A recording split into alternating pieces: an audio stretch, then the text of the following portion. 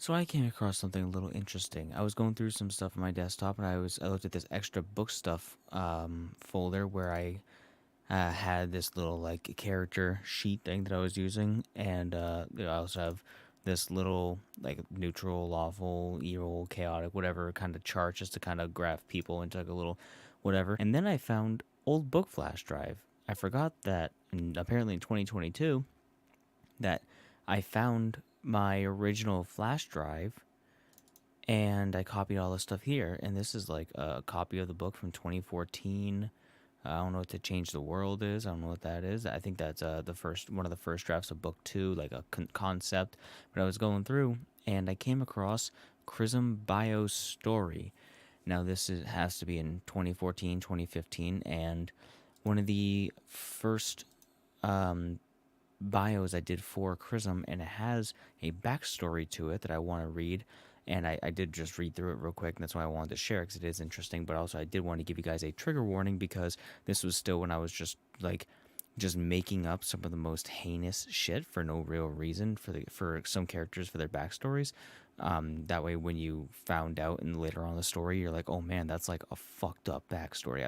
I was writing a lot of stuff for shock value, so keep that in mind. And also, like, yeah, some characters do have very traumatic, terrible backstories. But well, we'll get there. But real quick, so human name Christine Matthews. That was always pretty much the same. Tuffle Crism, as if they're separate characters. She is 19, height 5'6". I think she's 5'4" or 5'3", canonically. Weight 95 pounds, sex female, ethnicity Caucasian, birthday June 5th, 1985, which her birthday is actually January 29th. I don't know the year though, I'm really bad at remembering years. Tuffle siblings, Lust, Keldon, Destro, Euclipse, Magro, and Alice. That's all the names I had at that point so far. And there is something really interesting about Magro in here. Mom, Diane Matthews, and dad, Robert Matthews, brother, David Matthews. No favorite color. Her hobbies were sleep, observing scenery, voodoo, and painting. Eye color brown, traits extremely quiet, and keen intuition. Now, I'm going to get into this right here. There is heavy sexual implications, very graphic. Nothing graphically written out, but just like trigger word rape is implied in here a bit. And again, I was just trying to make the antagonists of the story the most vile and disgusting people you can think of, just mostly for the sake of shock value and to really give the characters a reason to be twisted and broken, which is just honestly lazy writing and boring and predictable. But again, this was first concept. Actually, this wasn't the first concept. The first concept for Crism was she already had a whole bunch of scars on her face, which I can show you. That's Destro. Whoops. Crism. Her character had like scars on her face because of like a car accident kind of thing. Anyway, a few days after she turned 14, her home was invaded by a couple of men. They broke in loudly, waking everyone in the house. Her father got the gun while her mom tried to call the police, so her dad was not a cop in this. But the men shot down her father, her mother, and killed her brother as he was sleeping. So, like, all right, yeah, that's pretty kind of expected. But then it's just like, oh, the two men proceeded to sodomize the body of her freshly murdered mother. Boy, shocking, and boy, fucked up. The men were twisted, disturbed human beings. And this is basically me writing out for myself what to base off of if I wrote anything further or just what to reference. So I'm telling myself, yeah, they were twisted, demented. We didn't need you to say that. You just said this.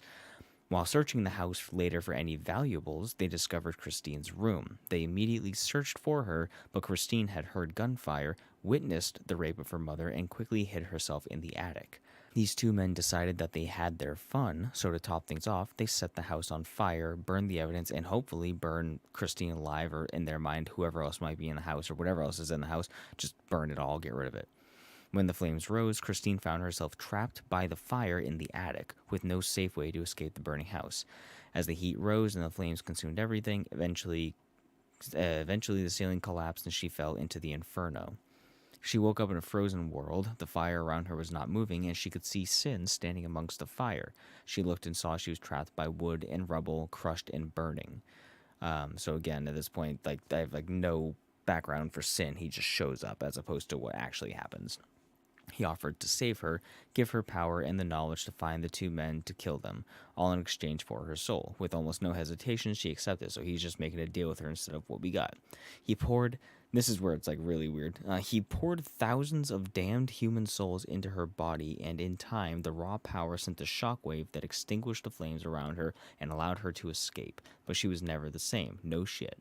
Now, half of her body was burned, almost all dead skin covered her left side, and nerve endings completely seared. But she was kept alive. The only fire that still burned was white hot was the one in her heart. Oh man, cringy middle school writing.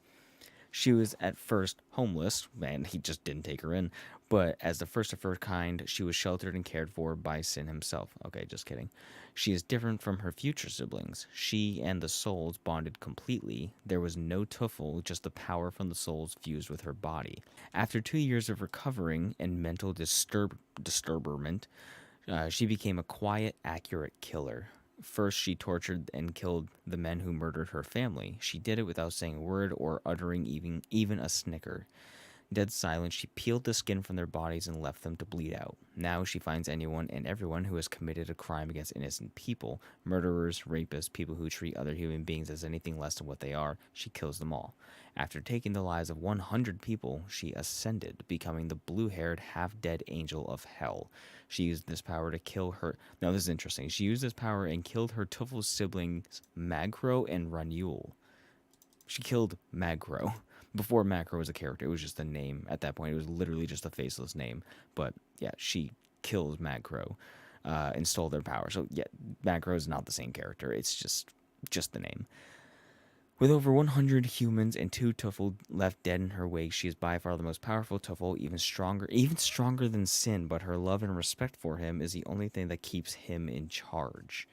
So I just found that very interesting for whenever this document was written, 2014, November 22nd, 2014, at 4:03 a.m. was the last time I modified that. 4:03 a.m. Chris, go to bed. You need your rest. Anyway, yeah. So I hope you guys enjoyed that. If you did, leave a like, and I'll see you in the next one.